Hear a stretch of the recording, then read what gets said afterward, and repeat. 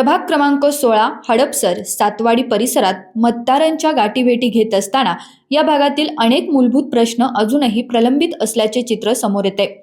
इतकी वर्षे सत्ता आणि नगरसेवक पद असूनही या भागात विकास कामे का झाली नाहीत, असा थेट सवाल शैलजा जयसिंग भानगिरे यांनी उपस्थित केलाय।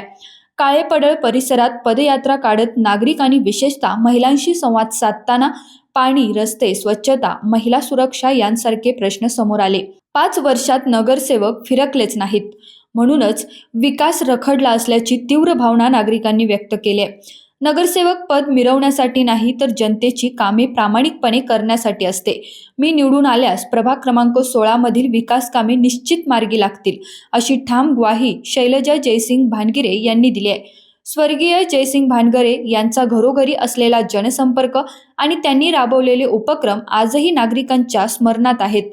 याच विश्वासातून काळेपडळ परिसरात शैलजा भानगिरे यांचे उत्स्फूर्त स्वागत करण्यात आले। महिलांचा स्पष्ट निर्धार, शैलजा भानगिरे यांना महापालिकेतच पाठवायचं। रोकठोक महाराष्ट्राला सबस्क्राईब करा आणि बेल आयकॉनवर क्लिक करायला विसरू नका।